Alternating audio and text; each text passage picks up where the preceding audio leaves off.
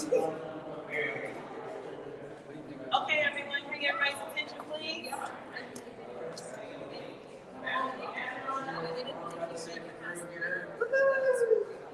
right, everybody come on around. Bob's got a few words for you. Some words of inspiration. Words of inspiration. Gather up, y'all, boys. Gather up, as they say down in Charleston. Okay, perfect. So once again, I just want to tell you that we really appreciate you being here. This is really just having you all. We already, I think, have more people than we had last year, and so each year we continue to grow. Last year was our first lobby day. This is our second lobby day, and so we really appreciate you being here. You being here is already like the reason why we do what we do. Successful. Exactly. We've already made it successful, and we have plenty more things to talk about throughout the day. Just to give you a rundown, we have our camera going. We have our live stream for Campus Conversations, which happens every Wednesday at 7 p.m. on YouTube. Some of you already know that. And so that will be streaming live, and then we're about to go into our actual kind of press conference of the piece. So you'll hear the board members come up and speak. We also have Representative Thigpen as well here with us today. So thank you so much, Representative, for being with us. He's going to speak to decriminalization bill, so that's going to be exciting. And so all we'll need from you all is to just be in attendance however you want to in this particular time and space.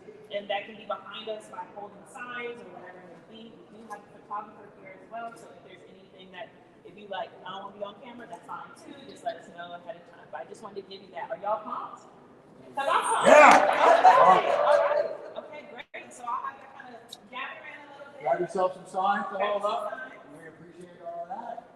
And I also come from the entertainment business once upon a time, so I know sometimes it feels like there's no one out there.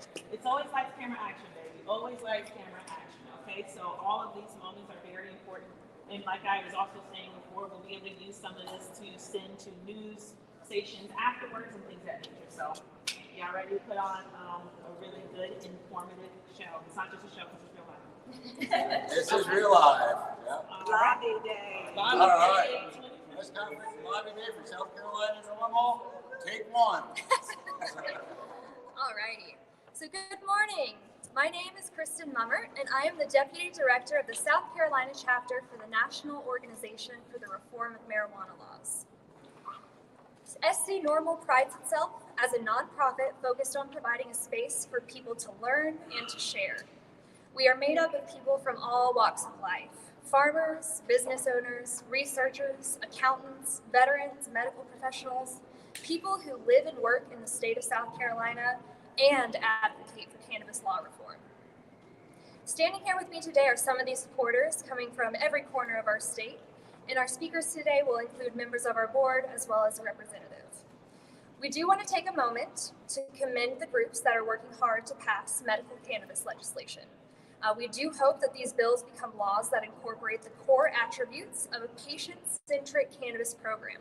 Our efforts today go beyond the patient focus and into a community one. Law reform comes in many flavors and is tailored to fit the needs of each state. While there are some who have hesitancy on the impacts of cannabis to our society, something that I think we can all agree on is the fact that our citizens deserve to be safe. This is the great thing about our country. We states have the right to craft laws in a way that serve our citizens. We are here today to talk about the needs for our state to reduce the harms that are currently imposed on cannabis consumers, highlight some of the ways our state is moving towards those changes, and to invite an open and candid discussion with our legislators about what South Carolina needs. Now, I would like to introduce our director, Scott Weldon, to talk a little bit more about why we're here. Thank you, Kristen. Good morning, everyone. My name is Scott Weldon, and I am the Executive Director of South Carolina NORML. Our agenda today will be that we will reaffirm our desire to achieve harm reduction through the decriminalization of simple cannabis possession, and to highlight some of the legislation that we support. One of those pieces of legislation, the States Reform Act, we are anticipating to be introduced into the U.S. Congress in the next few weeks. It is a bill to deschedule marijuana, remove it from the Controlled Substances Act completely.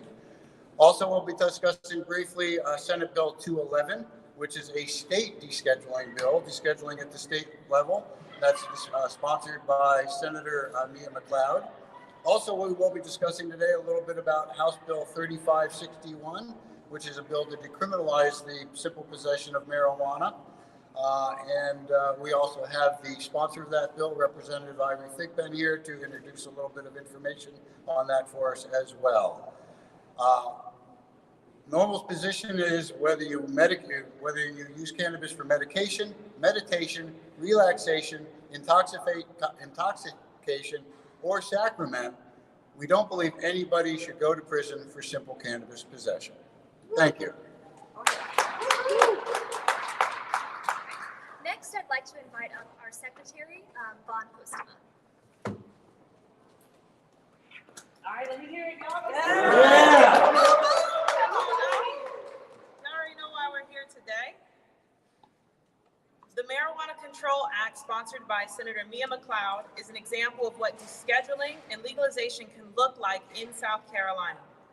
Oftentimes, legalization is met with hesitancy, but legalization is an opportunity for us to conduct a custom fitting to the needs of South Carolinians.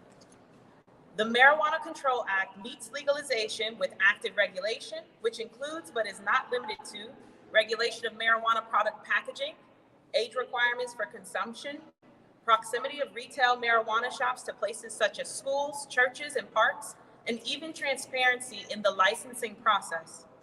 It is clear that legalization is not a green light to ignore responsibility of creating safe environments for South Carolina citizens. In fact, legalization is a way for us to implement laws that can help to protect our communities and our children.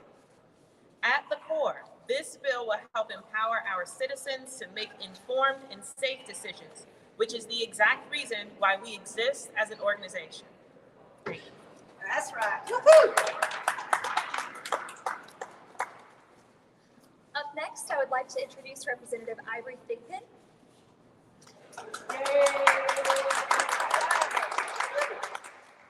Well, let me begin by saying thank you for the opportunity to speak. Again, I know this is an important issue, not just for those who are gathered here today, but really for across the state. I am Dr. Ivory Thigpen, representative of Richland County, District 79, and chair of the South Carolina Legislative Black Caucus. I stand before you realizing that simple possession, particularly of small amounts, has caused the deterioration of many family units and structures. It has caused for, I believe, the not only penalizing but incarceration of many persons. And it's a tragedy when we really look that across the nation there are other places where not only is the sale of and the use of cannabis something that is legal, but many are profiting from while others in different parts of the country are being punished for. And so the bill that I introduced this year and pre-filed is 3561. It is a bill that basically says to decriminalize possession of 28 grams or 1 ounce or less of marijuana, and that also to decrease penalty for possessions of other drugs. The challenge that we see with the enforcement of drug trafficking and drug use is that currently our law enforcement does not do an analysis that breaks out how much of the actual illegal substance is being used. And because of that, they weigh the entire substance. In subcommittee, in criminal subcommittee, there's a bill, House 3503, that really dealt with the trafficking of fentanyl. And the challenge that we saw even when it came to full committee is that there are some unintended consequences when individuals who may simply be users, who may be addicted, who may really have a substance abuse problem or a health issue and really need health treatment may end up being criminalized and accused and even incarcerated as traffickers. And so when you look at that, and even if you look at cannabis and its use, again, whether someone uses it medicinally or recreationally, or whether or not maybe they had some that somebody had in something that they didn't even know was there, as people sometimes tend to use it in baked goods. The reality of it is our laws have to be fair, they have to be just, they have to take into consideration, I think, all people. So the fight that we have before us is one that is a just fight. I think the fight that we have before us is really for those who are the least among us. I think it is a fight that really cares and concerns for society as a whole and does not seek to overtly punish individuals who, at the end of the day, are not those who are even trafficking and beyond cannabis, in my humble opinion, even other substances. We have to provide protections and make sure those who really may need the help do not get abused and hurt by government. Again, I am Dr. Ivory Thickpen, Representative of Richland County, Chair of Black Caucus. And again, the pre-file is 3561. And we look for your overwhelming support because this is something that needs to change. Thank you.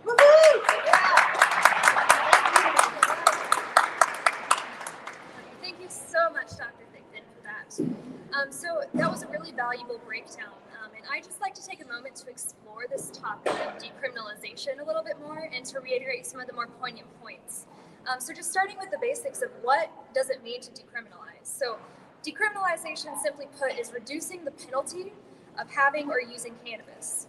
Currently, our law states that a first offense charge of simple possession is 30 days incarcerated and a max fine of $200. And all subsequent offenses are met with up to a year incarcerated and up to a $2,000 fine. And it's known well that recidivism is very high. Decrim is really important because nearly 76% of all drug arrests are because of simple possession. And 50% of all drug arrests made in South Carolina in 2021 were cannabis related. That's 25,118 people who now have a drug charge on their record. And this is coming from SLED's Crime in the South report, Crime in South Carolina report. Our prisons and jails are underfunded and overpopulated as it is, and passing this bill would allocate resources to our officers for preventing violent crime, not for punishing citizens from consuming cannabis. That's right. The South Carolina Department of Corrections estimates that it costs just about $23,000 per year to house an inmate. And with that understanding, and also understanding the fact that recidivism is high with this sort of thing, the cost of this continuing is astronomical. Apart from the economic disadvantages of advantages of decriminalization, it's also harm reduction. So our community suffers when 25,000 people are charged with a misdemeanor for cannabis each year. These individuals don't just lose because they pay the fine and they have jail time. They keep paying the price even afterwards. Take a moment to think about the kinds of stereotypes that come to your head when you hear of a drug charge. Now imagine that you're an employer presented with this in a hiring process. People we have talked to have lost years of their life because they weren't able to get the career they went to school for after being caught with cannabis, and career is not the only thing that's affected. According to the Office of Justice Programs, consequences after release can include losing your license, losing public assistance and housing, and not to mention the mental health burdens that come with being involved in that criminal justice system. Yeah. Though it may seem that the answer to cannabis consumption could be as simple as to just say no, the reality is that people have been using cannabis for centuries, and living in the land of freedom of choice, that's not going to stop anytime soon. We are here today to recognize that cannabis consumers in our great state are not simply Cheech and Chongers. They are members of our society, and their lives should not be ruined for choosing to consume cannabis. Now I'm just going to introduce Vaughn for closing statements.